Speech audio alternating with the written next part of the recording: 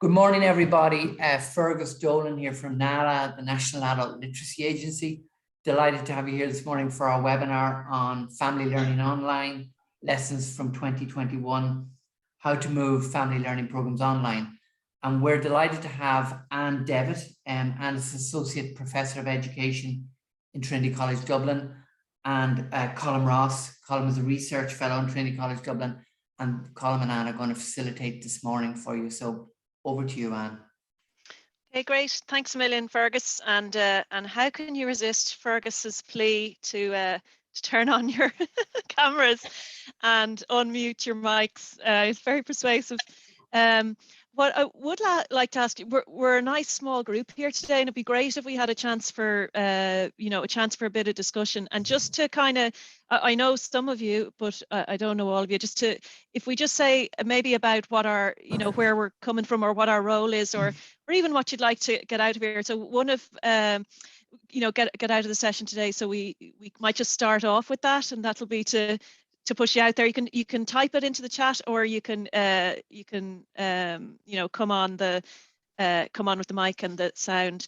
I'll just start with myself. So I'm Anne Devitt. I'm in the School of Education, and I've been working with Colm for the last couple of years and NALA on a project on family digital literacy. And I've this has been over the last 2 years, so it's like a COVID baby. It's been all the way through COVID. And it has had many twists and turns. So we'll say a tiny bit about the project at the start, and then just take you through this case study work. So thanks a million, Clodagh. Clodagh, it's great to have you here. Oh, you're from the library, brilliant. Yeah, I'd heard that there oftentimes you get there'd be librarians or people working in the libraries here. So it's great to have you here, Clodagh. Maybe I'll just pass to Colm, and then I'll open it to the room for whoever wants to say hello. Yeah, Colm here, Trinity College, working with Anne for the last 2 years and assisted in this project with NALA. Great to see everybody here, and hope that we can learn from you also today. Yeah. Can I put one person on the spot? She was one of our expert contributors. I'm looking right at you on my screen, Lorna. Do you want to pop in and say hello? Thanks, Anne. That was nice. I'm Lorna McCarthy. I'm the Family and Community Coordinator with Young Ballymun. Family literacy is my passion. I absolutely love it. So I'm really looking forward to hearing what Anne and Colm found out today. Great, thanks a million, Lorna. And as I said, Lorna was one of, we did an expert interview with Lorna because she was doing excellent work, and is tied to the programs running in other centres besides Young Ballymun as well. Thanks a million, Lorna. There's another, Emma, great, Emma Riley. Open up there. My name is Emma Riley. I'm the Literacy Coordinator for Childhood Development Initiative in Tala, and I recognise some of the names. I think follow a couple of you on Twitter. And Lorna, I've read your research, it's excellent.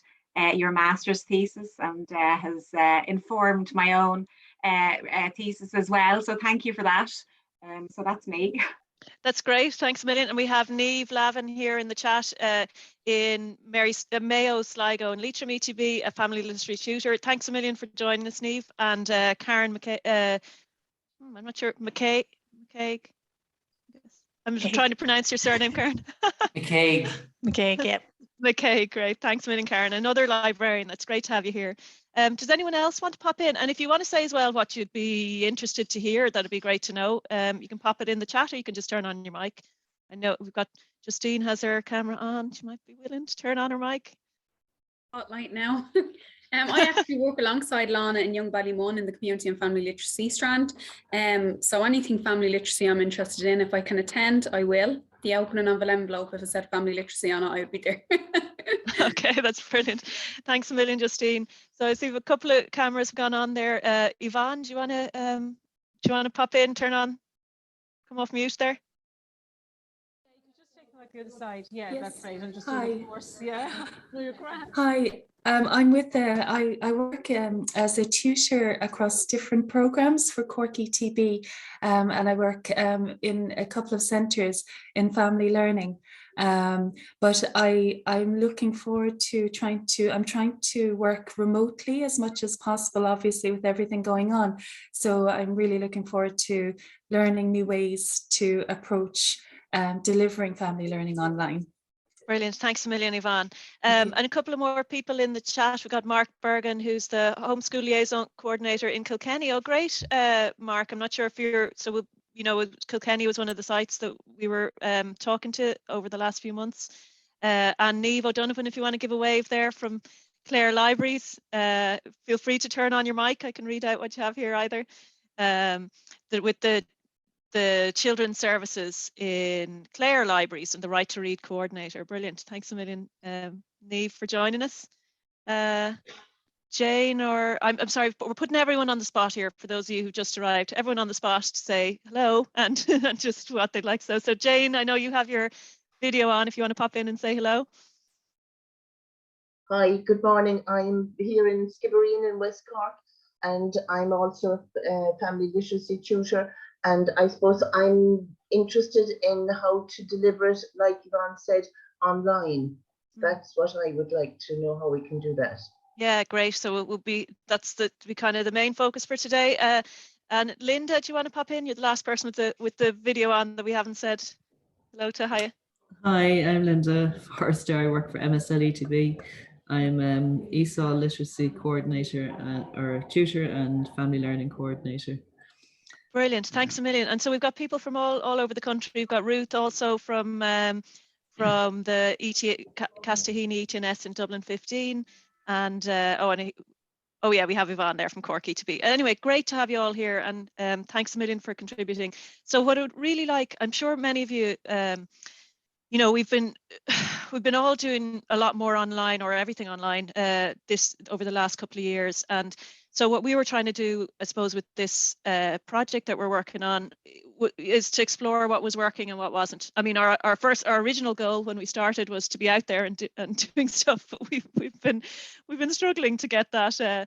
No problem, Mark, for the camera. We've been struggling to be physically out in the world, but so I'm gonna share my screen here and take you through I suppose how we set up this kind of project to look at the online family learning that was happening during the second lockdown, so kind of when we were all a bit less of an emergency situation, and you know, when we were all kind of moving online, and then we'll look at the findings. So what were the outcomes for people, and also, you know, what were the key factors that seemed to contribute to success.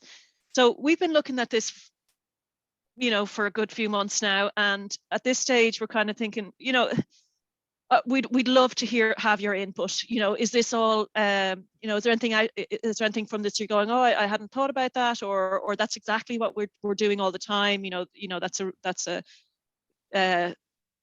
excuse the language, that's the bleeding obvious, you know. Like, so we'd be really interested to hear your feelings about this, and also to hear about the kind of things that you've trialed online. So I'm just going to share my screen here and take you through a little bit of what we're looking at here. So I guess just for today, what we're aiming to do is to look at I'm going to set a tiny bit of the scene about this overall family digital literacy project, and then look especially at these case studies that we did at the start of this year, or at least of practice of people we've been from before the summer.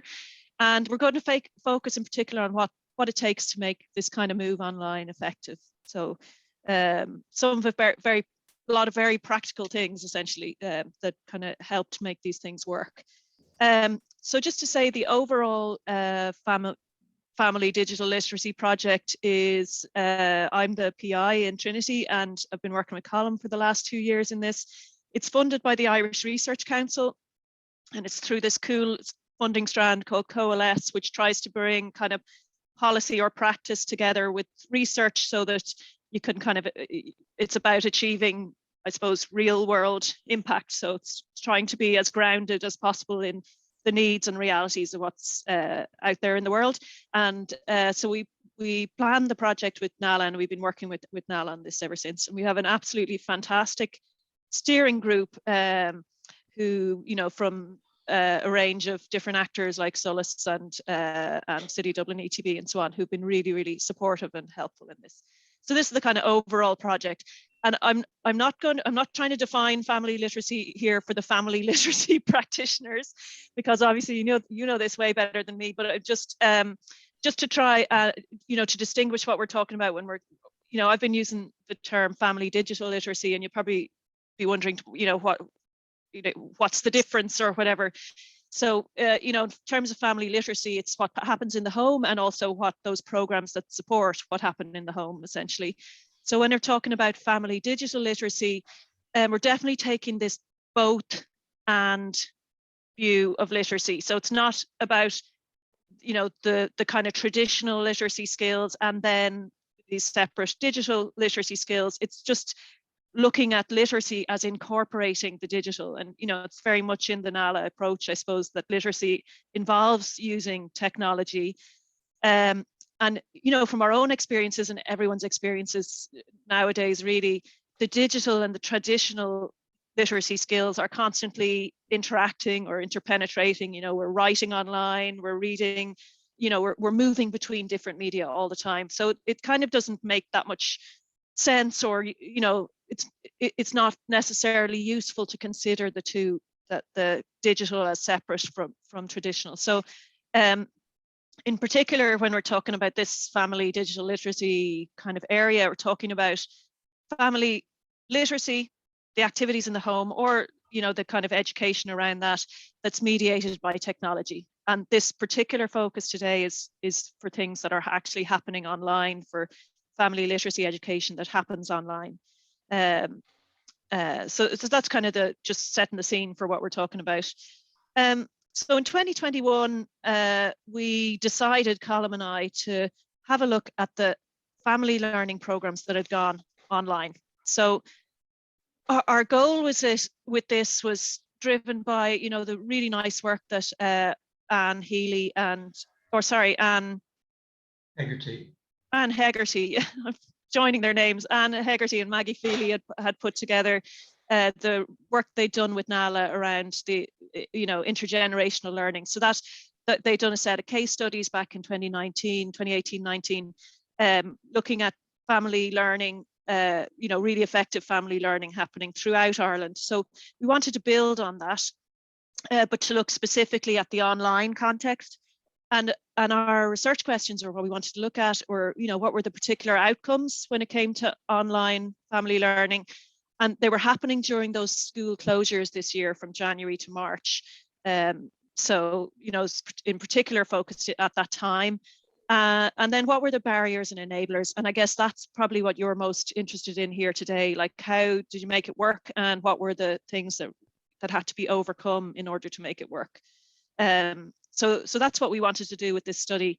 So, you know, we couldn't go everywhere. We couldn't talk to everybody. And I know there's loads of good practice out there, and we've talked to a lot of people about that. But what we decided to do in kind of selecting the sites was we wanted to look at where these family learning programs had continued pretty successfully through the school closures. And obviously it's really hard to do that. But to, you know, to look at sites where they had been successful, and also where they had a baseline of evidence from before COVID. And so we took two sites that were in the intergenerational family learning in that report by Anne and Maggie, and all of, you know, everyone consented to be named, I think, because we were looking very much at, you know, really good practice that was happening during a really difficult time. And I think, you know, people can be justifiably very proud of their results. So the two case study sites, we also went into one school, St. Mary's in Dorset Street in Dublin, but just for today we're going to focus on the adult learning sites rather than the school site. So just to say, we went to the two case studies are with Clare Family Learning from Limerick and Clare ETB and their partner schools, and the Kilkenny and Carlow ETB and their partner schools. And also, as I mentioned before, we did Lana McCarthy very kindly contributed as you know, from about the work happening in Young Ballymun as an expert for this discussion as well, or in these findings as well. So thanks, Lana, for that. So, you know, our overall kind of framework, we use this just to say how we were approaching things. We use this bioecological framework, but the main reason for adopting this kind of backdrop for doing the research was we wanted to keep the learner very much at the center of what we were looking at. We wanted to focus on the actual online process, so how people were actually interacting online, and and taking that kind of online class, if you like, that moment when everyone comes together online, and trying to look at that carefully is to see, like, because that's where the development happens, and just to see what's going on in there, how can you make that work, and how is it effective. Another reason we kind of picked this framework is because we wanted to have a holistic view of, we weren't just looking at literacy outcomes or a person in isolation or whatever. We wanted very much to look at the person in their context and how they were interacting with others through the family learning program, and also to consider how the school and home literacy organizations, because these were organized very much in collaboration with the homeschool liaison coordinators, how those interactions supported the learning opportunities. So just our if we have here at the very center in green, the adult learner was very much our focus, but around that you have to think about the adult learning setting, and the school that the children are in, because it's through the school that the adults often would be accessing the family learning program, and then what's going on in the home and family, and obviously, and how all those things interact. So it's very much trying to look at the whole system as opposed to just one or two things in it. So to do that, we were focusing in on the learner, the person themselves, their demographics, but also what was motivating to them to go online, and how their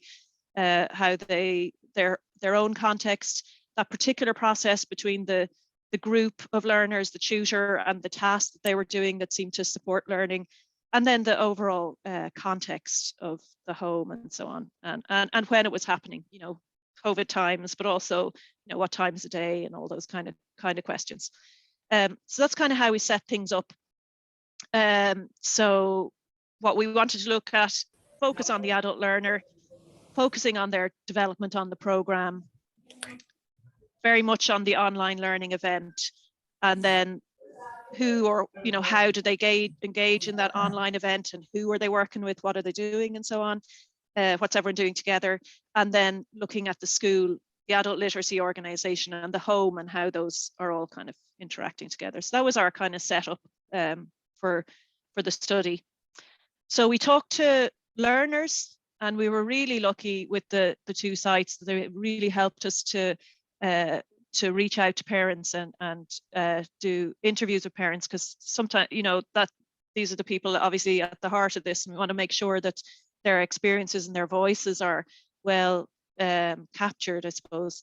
And we talked to the adult literacy organization, so the tutors and the organizers, and to the homeschool liaisons, and in some cases the principals in the schools. So and what did we talk to them about? What was the outcome for the learners, and also for the different settings. Talked a little bit about themselves within that the adult learning, the family learning kind of experience, and of course focusing very much on the process and the context and the time. So that was kind of what we set out to do. Maybe Colm, do you want to come in here and just say about Colm was running all of the interviews and so on. So just to say a little bit about who we talked to and where. Yeah, in Kilkenny, we talked to the adult literacy organizer, Carlow, Brian, and then two tutors and the two personnel from the school, St. John's. They all agreed to be named, so it's no problem to say the name. And then 6 parents. And this was all done online, and it went really well. It was I was a little bit weary, but Kilkenny are great because they've set up everything on Teams, and we were set in Trinity on Teams, so it worked out really well. And then Clare, with the adult literacy organizer Mary Flanagan, who you all probably know, 4 tutors in different parts of Ennis, but also in other parts of Kilrush and other parts of Clare, 2 homeschool liaisons, and then 5 parents. but the parents, I did the interviews with the parents down in Clare, and the language level was difficult for them to answer some of the questions. So it's like when you come back, you realize when you listen to the recording that you're asking a lot of, you're talking yourself a lot, that you realize that there's a difficulty here, that the answers maybe, you know, it would have been better to have a native speaker to do the interviews. So we've arranged that now, and we have 2 additional interviews with the same people already done. And then, as Anne said, Anne interviewed Lana as well to get an outside view, an outside connected view, because some of Lana's work has also been replicated in Kilkenny. Yeah. Okay, thanks a million, Colm. Yeah. So, so I suppose just some of the, you know,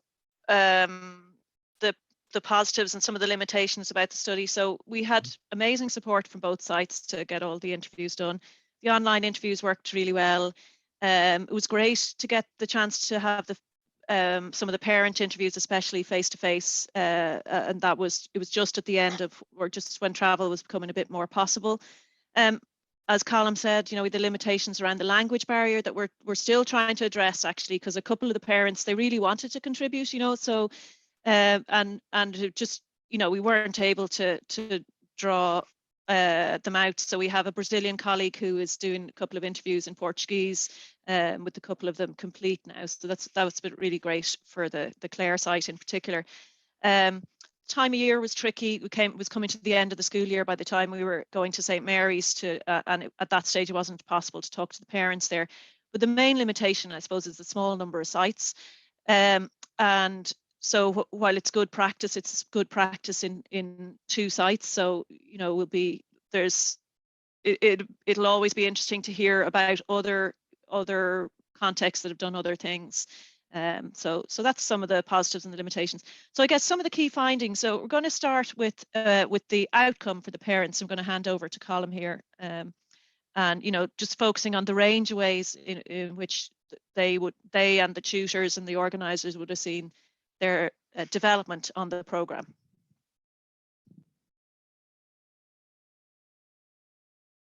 Colm, do you want to come in here?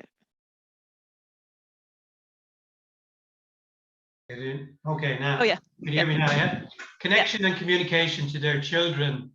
It's a quote from one of the parents. I realized that doing these courses during the closure, especially, that the children got involved and we did something together rather than the 3 of us doing something separately. I think this is really important, that the parents and the kids were involved in the family learning intervention.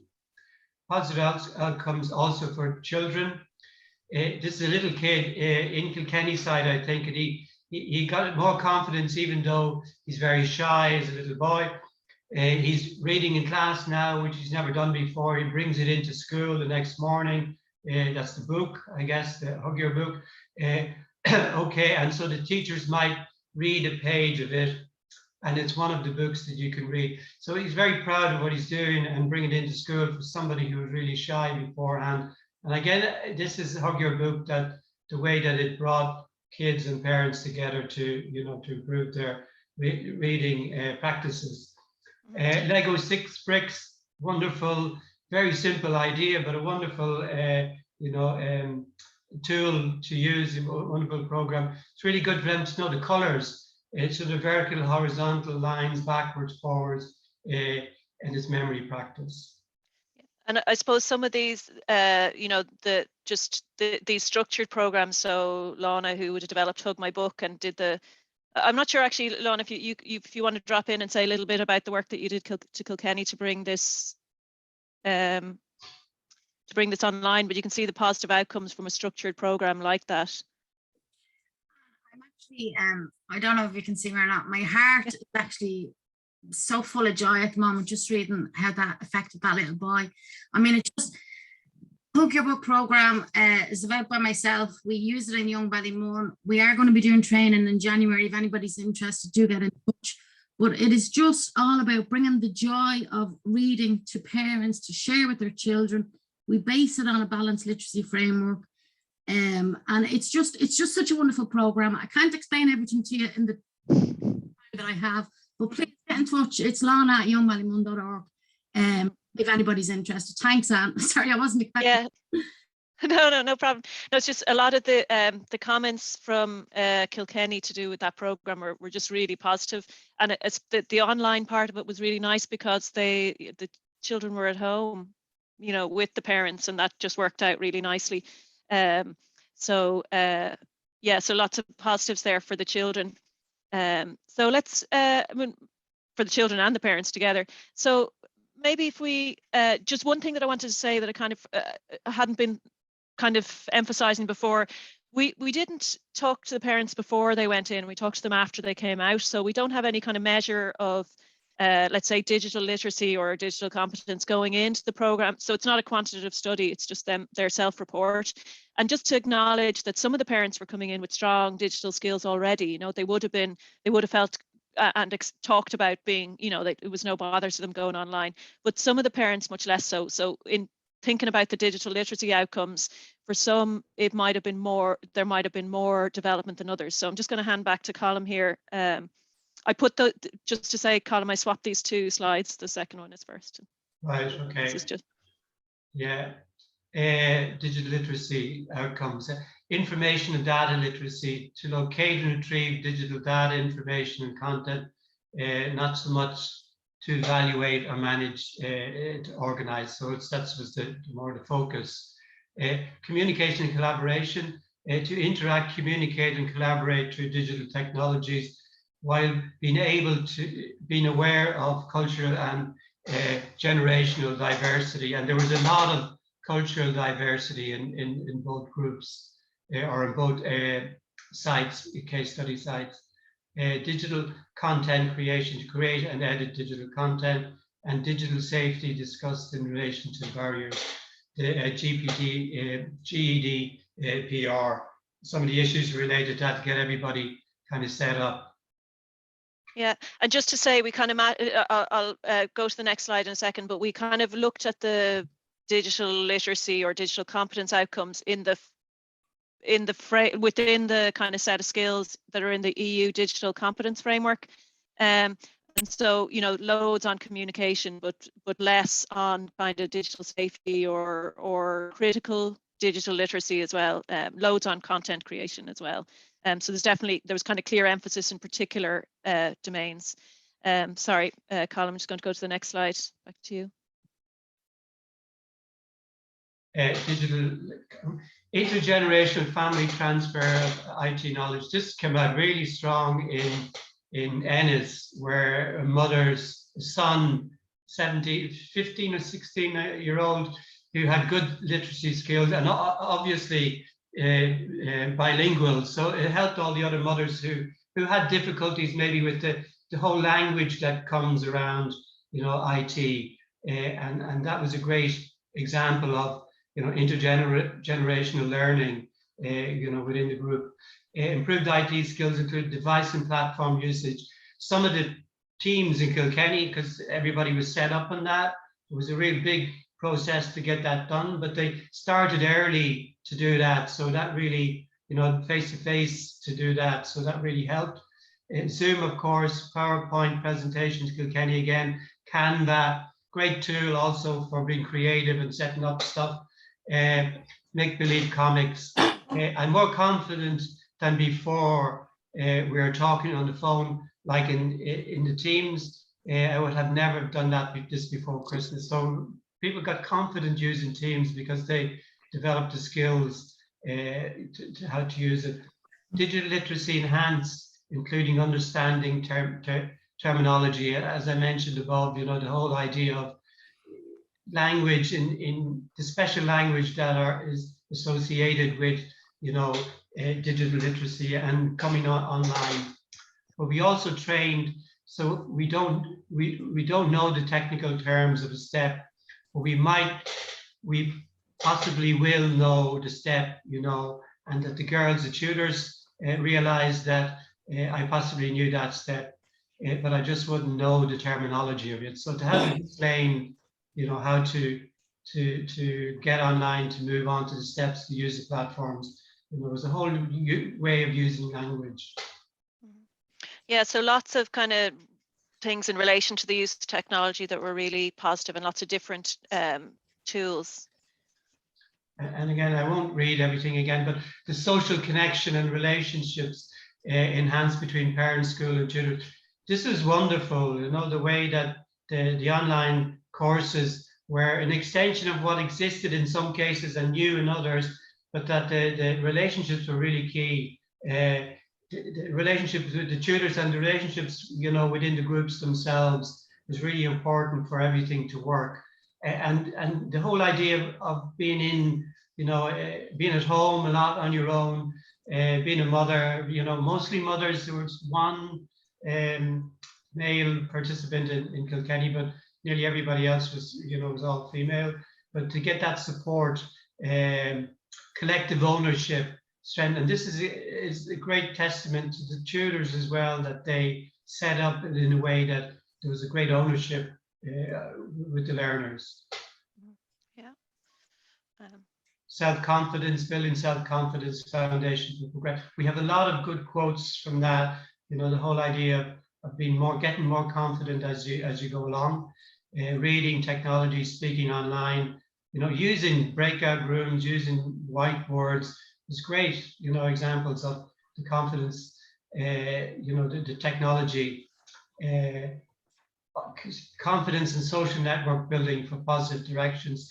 Many have made new friends. I think the idea that you didn't have to go into a physical parent room, into the school to be involved when it was online, you know, in the case of the schools in Ennis and Kilkenny, that it spread more because some of the parents may not have been available to go into that room at that time, but what were available on online, so that you know, the network grew.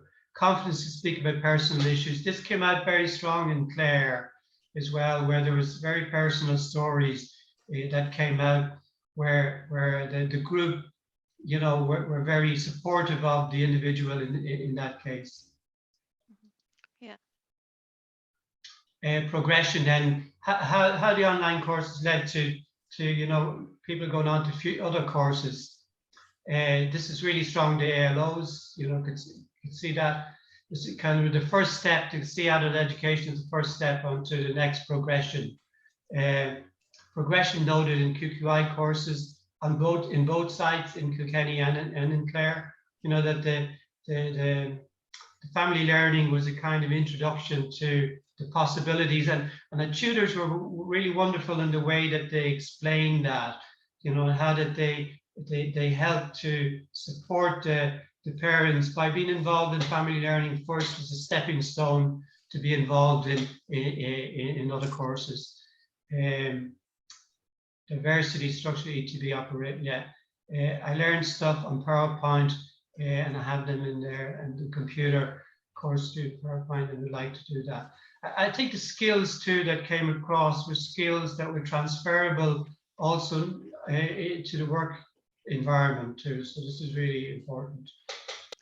Yeah, and I suppose one, you know, in terms of progression, that idea of it being online really seemed to support that, because they were very used to the tools, but also they might have been able to enroll in more than one course at the same time, or just to kind of get things moving maybe a little bit faster for themselves. So that seemed to be one issue, or one kind of positive around progression. Yeah, so will I pick up here, Colm? Yeah, go on. Yeah, good. So like in summary, there were loads of positives for the parents, and admittedly the parents that we talked to were the ones who volunteered, so we didn't talk to parents who might have stepped out at some point. So we definitely saw the positive side of things, but lots of things in the mix around skills, around interaction with children, and progression and so on. For the adult literacy settings themselves, so, you know, they definitely all talked about the goal of progression. So seeing family learning as being, you know, as Colm said, the stepping stone, and they definitely saw that progression, or, you know, acknowledged that it seemed to be quite strong following the online family learning courses.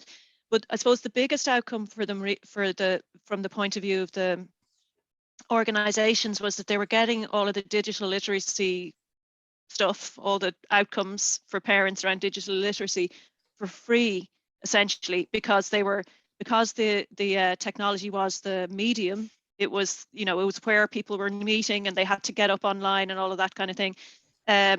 It was you know, in order for the family learning to work, all of that had to work. And so people were really developing their digital literacy skills, and that kind of, as said, it took over, but it was happening as part, fully integrated with the classes, because the classes, of course, had to be online. And also stressing the you know, that the range of ways in which literacy was embedded in there. So, you know, talking about doing Canva, for example, where they'd have pictures, but they'd always have captions and titles. So always embedding the literacy throughout. So really nicely knitted together, the digital and the kind of literacy skills. Big outcome was around for the organizations. I mean, to what extent this is sustainable is another question, because obviously it takes a lot of resources, but was expansion. So in Kilkenny, they talked about, you know, they would have had one session a week, and they've, you know, 7 of them running now. And so it's, you know, that kind of move online really helped that. And Clare especially talked about the reach that they were able to have. So where, because it was online, you could have people in, you know, from a range of geographic areas that normally you couldn't bring together, but you could bring them together online. And they felt, you know, that they weren't losing too many people, or they weren't, you know, some people said they felt they weren't losing anybody in the move online, but there were, especially in the schools, I think the homeschool liaisons were talking, you know, in fact, I think this might be, you know, that there'd be people who just plain old refuse to go online, and they just wouldn't want to, and maybe certain communities didn't want to go onto Zoom. And so there's definitely that part to think about, that, you know, that while it helps you to reach more people, maybe geographically and in terms of time, there's some people that will just kind of will be instantly turned off by online, and that takes a lot more work. So I suppose the overall outcome would be that expanded reach, and definitely getting all that digital literacy for free. So without having to plan courses specifically around that you can be doing a course in something else and getting all of those digital competence skills happening as well. So just some of the advantages of online. So we're at 20 to 12 here, and I had said that we want to, what I wanted to kind of ask you to contribute, and might have, while I'm going through, or, you know, just talking about the kind of advantages and disadvantages, I'd like you to have a think about which ones of these chime with you, or what are things that we're not talking about that you experienced in your own work online. And I will kind of stop at the end to ask you to input, but also if you want to just put things in the chat for things that you've noticed that you found really, like the online is amazing for this, or it's awful for this. You know, so what are the advantages and disadvantages? One thing that we found a little bit kind of surprising, if you like, or not surprising, but a few people talked about it, was really nice, was that idea of inclusion, that the online feels very inclusive. So this quote kind of demonstrated, so everybody is there, everyone sees one another, but most people are comfortable in their own space. So that idea, you're all coming in on equal footing into the Zoom room. You know, you can only see people on their TV screen, you know, that amount of them. And just that kind of idea that it's very inclusive, that you're all coming in together and equally. And I suppose each person coming in on their own probably as well, you know, instead of coming in groups. So a couple of people talked about that inclusive feel for the online. Lots of them talked about how relaxing it was to be in the comfort of your own home. And I suppose we all know the pros and cons of that one, but just that idea of being able to get your own cup of tea and being comfortable in your own space. And about the online being quite simple, like once you have signal and electricity and it's all working, those things are obviously not all that simple, but that it works fine. So, you know, there's no getting somewhere, there's no gathering up your stuff and going somewhere. It's all just quite simple, and you just click in and there you are immediately in your class and online. So those are some of the advantages. And then the obvious big advantage that we'd all, you know, where online is really helpful, is about that access and convenience and flexibility, both in terms of geography and time. So being able to get people from different areas, people being able to do classes in that tight window of time that they have free. or being able to look at recordings where they miss a class. So lots of ways in which the online was, was helpful in that way. So I'd just like to put it out to you. Yeah, so Claude is saying a safe space, about the online being a very safe space for these family learning. So maybe I might put it out to you there. For those of you who have been working online, what have you found to be the real benefits? Is there anything here that chimes with you? Is there anything that you see as being different? So I'm sure all of you have been working in one way or another online over the last year. Sure, does anyone want to throw anything into the chat or yeah, go ahead, Justine.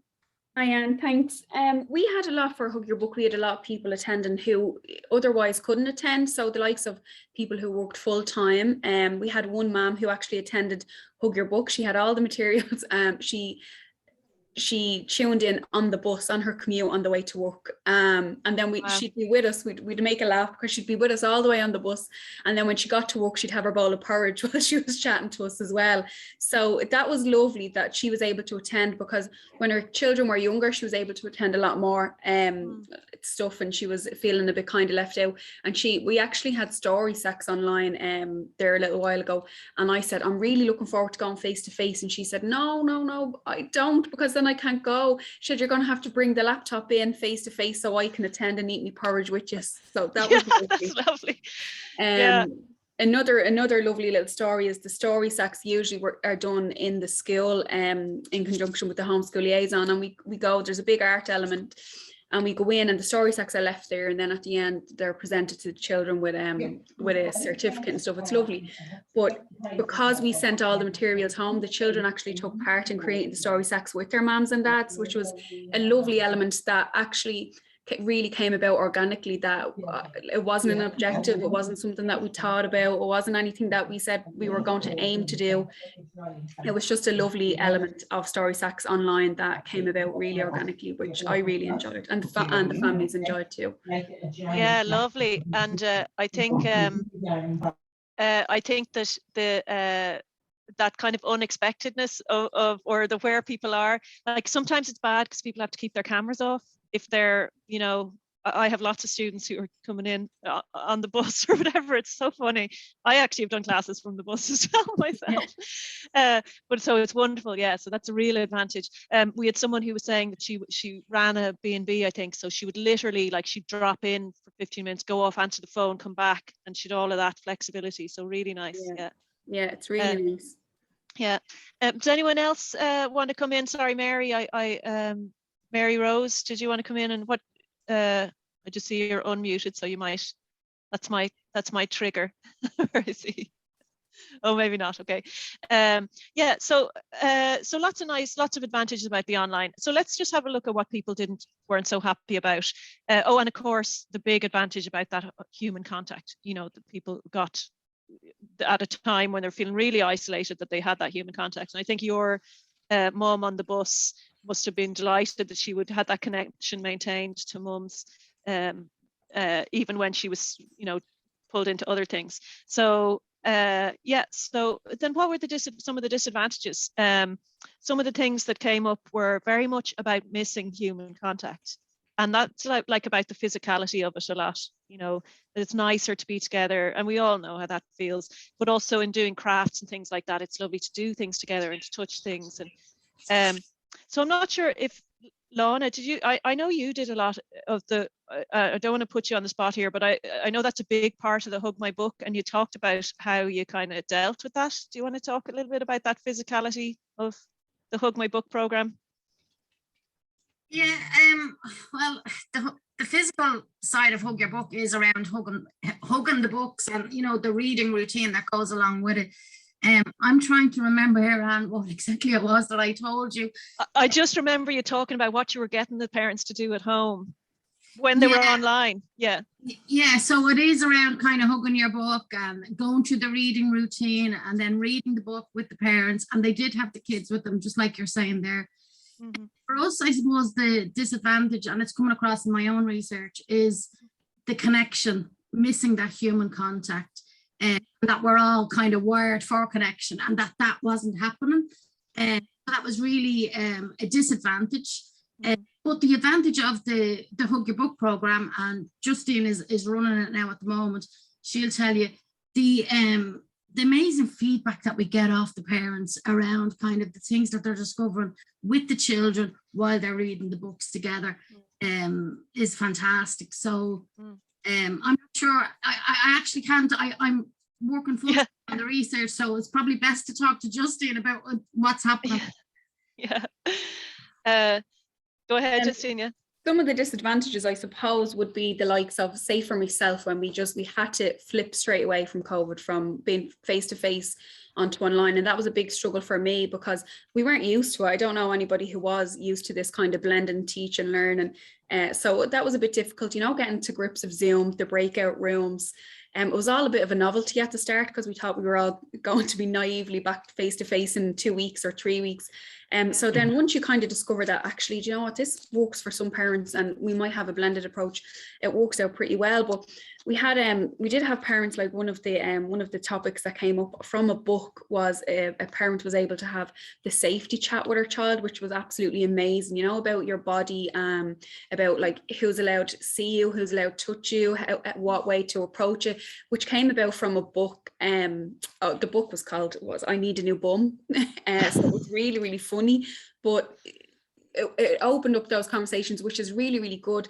The disadvantage to missing the human connection is, I suppose when you're in a group face to face and you can have these conversations, maybe a parent would be a bit shy, or they're asking you to direct them to somebody who could help them with an issue at home, or maybe the peer-to-peer support that they get informally from a group becomes a bit more formal online. We did have great rates of attendance and everybody got along really well, so we were really lucky that way. And we'd kind of linger at the end of Zoom. We learned to kind of linger and say if anybody has any questions or do you want to chat about anything. So when people go off out of the room, if somebody needs to say anything, I would also always make my phone number available. Even on my day off, I leave my work phone on and say if there's anything, just reach out to me. I know I'm not supposed to be doing that, but sometimes it's just easier, do you know? But I think that was the big struggle there. And for parents as well, I think a huge struggle was everything went online for them, their homeschooling, the homework, chats with the teachers. They were absolutely sick of online at one point. They just wanted to see the human connection again. And that's how we got around it, is actually being online, but in a different format. Yeah, exactly. So I think like you really captured it really nicely there, Justine, about how there is contact there, but it's just kind of different. So one of the things that the English language people were saying was about it's harder to read cues online. You know, it's just a little less, as you said, it's more formal, a little less nuanced or whatever. So for the English language learners, really hard, although it's really good that you didn't have to wear the masks for the English language learners in particular. The other thing, interactivity is harder to organize, peer feedback and all that peer stuff is harder to organize.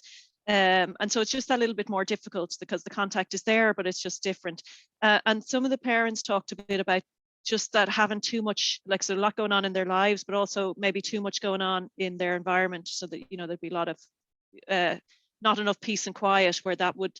So there's definitely people who would prefer to be up and out of their house and away for to get that calm and so on. So just to go on to the enablers or critical factors for success. So I have a kind of a question here, and you can respond at polleverywhere.com. So poll, P-O-L-L, it's up at the top, pollev.com/Devitt018, and you can just type in what you feel was really essential when you were working online. I wonder if I can kind of go on and have that open while this, or you can type it into the chat either, actually, if you don't want to go online, that's totally fine. So we'll just have a look at what some of the people said. So hopefully this stays open now when I move off the slide. I'm hoping it does. So one of the absolutely critical thing was preparation. And this is, I suppose, what Justine and everyone was saying about that initial panic stations of going online in 2020. You know, people had more space for preparation afterwards, although I was in complete denial myself that it was going to close again last December. But so all aspects of all dimensions of access had to be dealt with really in order to make it work, of course. So in some cases that'd be making devices available, making broadband available, sorting out sign-ins, getting the skill set organized. And there was so much work that went on in that preparation phase, and very kind of hidden work, in the sense that there'd be, it's not the time that's allocated to the tutor online. And I think Justine probably demonstrated just how much work and how accessible the tutors are to their students. So, loads of work in getting people up online. Kilkenny worked in a particular way where they got everyone up onto the ETB kind of teams, and so everyone had their login, and they did that over a period of a few months from September to December, and that certainly set everyone up for going online. A huge overhead, and they also kind of worked to source devices and so on. Clare didn't go, so Teams can be a little less accessible, so they went with other platforms and were just like going on a one-to-one and tailoring things. So there's different ways to approach the preparation, but it definitely has to be there essentially to get people up. Oh, sorry, this is strangely formatted here. But so I suppose, there's all of that stuff about access, but the amount of personal contact that's needed to make that work is really substantial. So having face-to-face first was very, very valuable in some cases, where you got people together face to face, got them set up, got the skills, did all of that work, and then move online. But where that wasn't possible, one-to-one was typically needed, where you'd really need to work with somebody quite closely to make sure they were ready to make that move. And this kind of preparation just has to get factored into the budget and into the hour allocations for people, because it's quite invisible, but there's a substantial workload in there. So another key kind of point was that it had to be easy to get in to the online space. So whether that's through preparation with the device and so on, or whether it's through the platforms themselves that are just easier to access. So, using Zoom can be an easier access point than Teams, but then you're kind of weighing up. So if you're on Teams, then that might make future courses more accessible to you. So there's a kind of a cost benefit analysis there. Materials were really important. I know both sites would have sent loads of different, having all of the materials with the families in advance was pretty much essential, or week to week or whatever. So one group was doing gardening and they sent out, the seeds and even the soil. Other groups were sending out tea bags because it was really important to have the cup of tea, and a range of different things just to make people ready and welcomed and all the rest online. So the quotes from the parents demonstrate how well this was done, because they talk about, it was kind of straightforward. So with all of that work, it allowed people to feel that there was a seamless, an easy move into the online space. As we know, always with family learning, the relationships are really important. So sometimes it was easier to get an existing group to move online, a little bit harder, and a lot of work would have to be done to kind of develop that trust and the relationships to get new people to move online. And the homeschool liaisons especially talked about where you had parents who might have been harder to reach, that was where they'd normally, bring people along and into the parent room and all of that in a very gentle way. It's much harder to do online. So that's something just to be conscious of. And again, takes a lot of time, need to think about it in terms of budgets and so on. So I'm going to encourage you here to keep thinking about what you see. I've got, so I know Justine has been typing into the chat. If anyone else has things that they think were really critical to make things work online. So things that came up were definitely around the tutor expertise, in creating that learner-centered ethos. And the organisers were talking about how, the really dedicated set of tutors that were working with them, and to kind of build that safe space online. And also the kind of flexibility about, doing things that were appropriate to the learners, working with, for example, doing the gardening that was appropriate to the learners at that particular time. Not particularly part of the planned curriculum, but something to develop trust and engage rapport, and all of those kind of things are really, really important. So, it's Helen from Kilkenny. Is that right, Helen? That's right. Hi, Helen. Yeah. So do you want to talk a little bit about the Teams part, because there's so much work, but it's the payoff, I think. Well, like you were saying, we had no idea what Teams or Zoom were at the start. So I suppose Teams was a little bit slower setting up, and it wasn't as commonly used. But once it was set up, like it's great now, some of that group have moved on to do communications online, or there's one or two that have gone on to do BTI programs, and they're all run through Teams. So for in the long run, it worked out better. Well, within Kilkenny, it worked better anyway. Yeah, I think definitely the long-term payoff for the teams is a big win, because you know you've all of that set up and the usernames and all that kind of stuff. But then once it's established, you can make use of it in lots of ways. Yeah, Yeah, really, so really useful there. Yeah. no, it's working well. Yeah, great. And then I'm just going to go to the, this is what, sorry, I have the wrong slide here. Yeah, just to talk about the atmosphere, and this is kind of what Justine is talking about in the chat. So just that, you know, the way the family learning environment is always kind of tends to be relaxed and casual and, you know, fun and flexible and always space to chat. And making that work online can be tricky. And so Justine is talking about, you know, the welcome environment where people, you know, that there's time, the greeting by name and bringing people in. And a lot of people, the tutors often talked about that, having a, you know, a kind of nearly like standing at the door of a room, but that welcome moment being really important in order to establish that kind of relaxation. Sending home packs in advance is, yeah, what Justine was saying, really important to have the materials.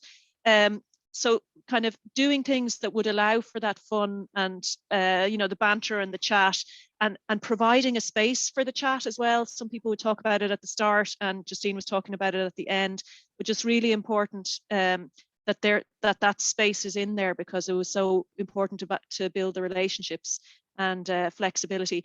And we ended up, when we were doing our analysis, having this theme about a cup of tea because it came up everywhere. So, you know, taking the time for people to go and get their cup of tea or have their cup of tea and stop, and, you know, that is possible and even necessary when it comes to the online, because it's that kind of feeling and that rapport that makes it work. So some of the things that people talked about was just, you know, very much talking about mixing it up and possibly having to do that a little bit more than in a face-to-face setting. So, you know, changing up what was happening online, you know, changing the activities a little bit or breaking things down maybe a little bit better. Definitely needing more icebreaker moments and those kind of pauses and moments for chat.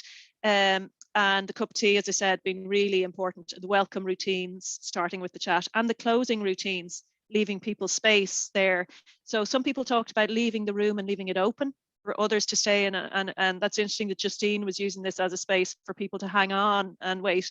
So that, you know, very hard to do online because you can't linger, or at least, you know, it's hard to have a quiet word with someone in an online environment. And so making those moments possible, it was really important in that atmosphere. So, oh my gosh, we're at 12 o'clock. So I suppose the main things were about loads of preparation needed, devices and so on, focusing on an easy interface, either through training or that you just use an easy interface. What's that here? Zoomergizers. Online icebreakers. Yeah, tell us about them, Helen. We did that with Miriam O'Donoghue. She's the lady who runs the Lego Six Bricks. And it was just short, snappy ideas. I'm just thinking there was one, a 3-minute dash. So you'd put a word up on screen, whatever the theme would be, say Christmas, and you had to find something beginning with each letter. So it could be anything from the home or the office or the bus or wherever you were. Yeah. Or we used it a lot in Hugabook as well. Find as many things as you can that are red or green, something that would tie into the story. And it just broke up the monotony sometimes, and it was a bit of fun. Yeah, and gets really, people moving as well. Yeah. People up and out, and also brings their home into it a lot more. I think, Helen, if you were doing the session yesterday, I heard that they sounded really nice, the activities, the Christmas stuff that you talked about. Yeah. So I recommend that you have a look at the recording from yesterday's session on Christmas for some of these Zoomergizers. That's a cool name for them.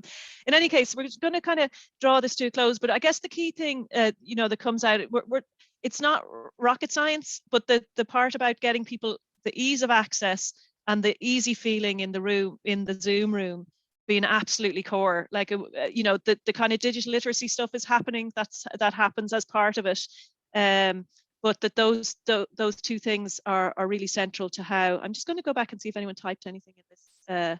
Maybe not. Oh yeah, basics need. So So just in terms of what was essential, basic needs had to be met first, before we focused on learning. Yeah, very much so. From the homeschool perspective, you know, all of that, like the getting online was the last thing that people would be worried about if there was other things going on in the home. Yeah, very definitely. And Linda, do you want to come on there? You're talking about how Zoom can scare learners. You know, definitely that it can be possible. Do you want to come in there, Linda? Yeah, sure. Like most of us know, lower level students, you know, QQI 1 and 2, especially, and ESOL students, and how it would scare them, the whole idea of going online. You know, it's difficult enough coming into class sometimes. But most of them you find can do WhatsApp. Even people that would find it difficult to write their address, they have some kind of technology on their phone and their own WhatsApp. And once you kind of remind them that they can do that already, and tell them that it's very similar.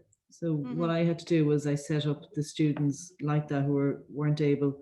I just set up on their phone, and then all they had to do was know the time, and they would open up the icon at the time, and then you just ring them in. So, and they already know the camera, how to turn on, how to turn it off, because of WhatsApp, most of them.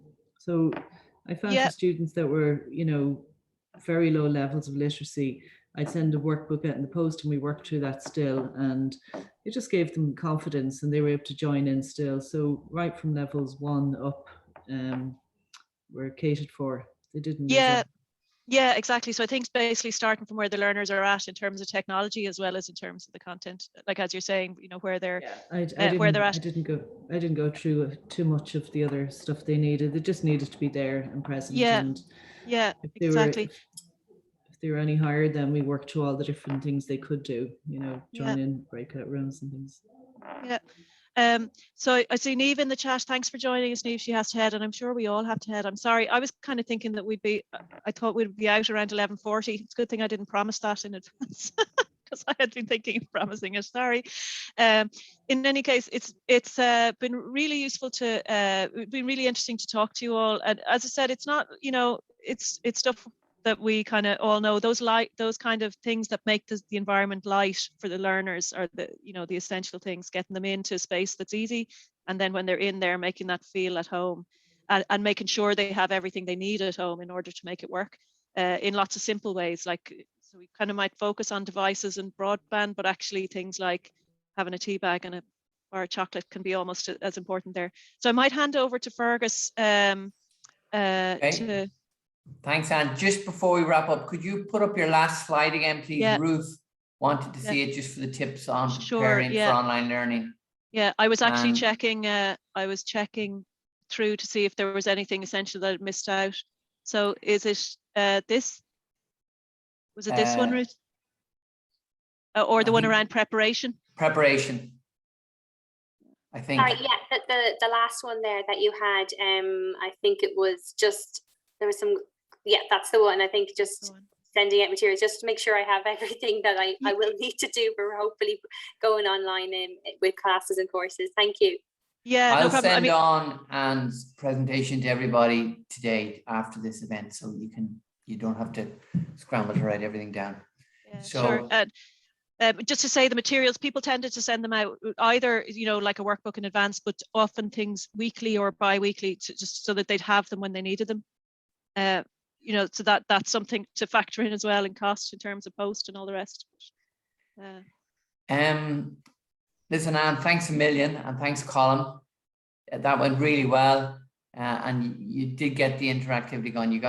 You were good for naming people and saying, Linda, I'd like your comment now, and it was a good way of getting different voices and different ideas. So thanks to everybody for contributing, to Lana and Helen and all the others who unmuted and said, give a few tips. That's really thanks very much for we were able to draw on loads of expertise there. Thanks a million, and I hope you found it useful. And if you want to ask us anything, our contact details are on the will be on the slides as well. So anyway, very nice to meet you all today. Thanks everybody. It's great. Thanks, Colm. Bye. Bye. Thanks, Anne. And I will send on the Anne's presentation, so I'll send that on to everyone, and we'll record this, and next week I'll get it edited and put up on the NALA YouTube channel. So thanks everyone. Bye bye. Thanks. Thank you. Bye. Bye.